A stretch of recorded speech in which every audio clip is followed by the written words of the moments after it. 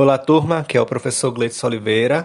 A gente vai para mais uma semana aí de aula e Ciência da Natureza e Suas Tecnologias. Hoje a gente vai trabalhar com o tema Ecologia e abordando a ciclagem e decomposição da matéria orgânica. Então, bora lá. Bactérias e fungos são responsáveis por um processo conhecido por decomposição, em que a matéria orgânica de seres vivos é absorvida e sais e outros elementos são liberados. Esse processo é essencial para a manutenção da vida na Terra, pois garante a ciclagem de nutrientes. E aí a gente tem que se perguntar o que é decomposição. É um termo usado para descrever os processos em que a matéria orgânica é degradada em partículas menores e em nutrientes. Esses nutrientes são devolvidos ao meio e podem ser reaproveitados por outros organismos. Assim sendo, podemos concluir que os decompositores eles são organismos fundamentais para a realização dos ciclos biogeoquímicos, tais como o do carbono e do nitrogênio, pois liberam essa substância para que possa ser reutilizada, e o processo de decomposição ele é responsável por degradar a matéria orgânica. Então, esse é um processo realizado pelos organismos, os quais eles utilizam a matéria orgânica para a sua alimentação. E o que são os decompositores? São organismos, como a bactéria e os fungos, que eles são capazes de realizar esse processo de decompor a matéria orgânica, como forma de adquirir energia para sua sobrevivência.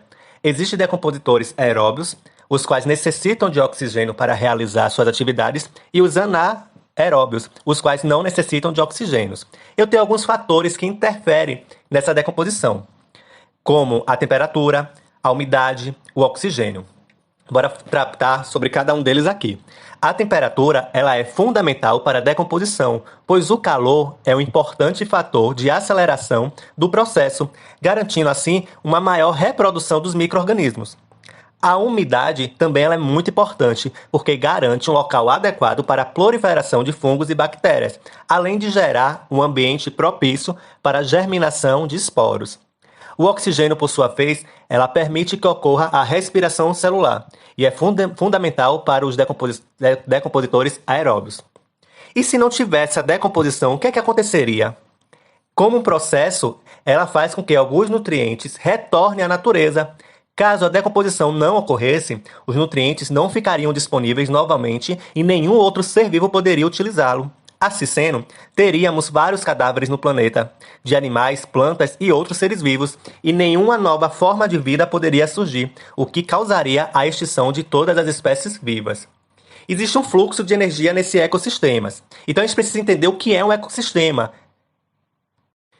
E são sistemas existentes que se caracterizam pela entrada e saída de energia. Os organismos fotossintetizantes, como as plantas e as algas, elas transformam essa energia solar em energia química, utilizando-a na síntese da matéria orgânica através do processo de fotossíntese. Estes organismos são denominados autotróficos, pois através dessa transformação química ele vai produzir seu alimento. Os animais eles não conseguem sintetizar essa matéria orgânica, por isso são denominados de heterotróficos e obtêm seu alimento por meio do consumo de outros organismos. Assim, quando se alimenta dos vegetais, que são os produtores, estão ingerindo a energia química armazenada nos compostos orgânicos e são chamados de consumidores primários, que são os herbívoros. Aí eu tenho, os herbívoros. Outros animais, chamados de consumidores secundários, alimentam-se dos consumidores primários e assim recebem a energia armazenada. Os consumidores secundários servirão de alimento para os consumidores terciários e assim por diante. Ciclo da vida, Essa passagem de energia por organismos que consomem e são consumidos é denominado de cadeia alimentar. E cada posição ocupada pelos organismos ao longo desta cadeia recebe o nome do seu nível trófico. Assim, os produtores que formam a base das cadeias alimentares ocupam o primeiro nível trófico. Os consumidores primários, o segundo nível trófico. Os consumidores secundários, o terceiro nível trófico e assim sucessivamente. O nível trófico que uma espécie ocupa diz respeito à sua função em determinada cadeia. Por isso, a mesma espécie pode ocupar diferentes níveis tróficos dependendo da cadeia considerada. Os organismos decompositores são responsáveis pela decomposição da matéria orgânica, liberando sais minerais e outros elementos no meio para ser utilizado novamente. Ocupam o último nível de transferência de energia e podem atuar em qualquer nível da cadeia alimentar, pois decompõem a matéria orgânica dos organismos produtores e consumidores mortos, podendo receber a energia de todos os níveis tróficos. A quantidade de energia que flui em uma cadeia alimentar diminui à medida que passa de um nível trófico para o outro. Isso acontece porque os organismos de cada nível trófico utilizam parte da energia assimilada em suas atividades metabólicas, com consequente liberação de energia na forma de calor. Desse modo, a energia disponível para os consumidores primários é sempre maior do que a disponível para os consumidores secundários e assim por diante.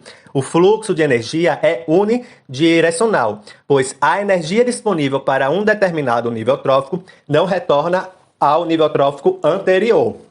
Sei que vocês ficaram pensando aí em algumas piadinhas para falar, por isso que eu não quis nem dar essa ousadia. Mas tem várias para poder fazer, não é verdade? Eu espero que vocês tenham gostado, entendeu? Muito obrigado.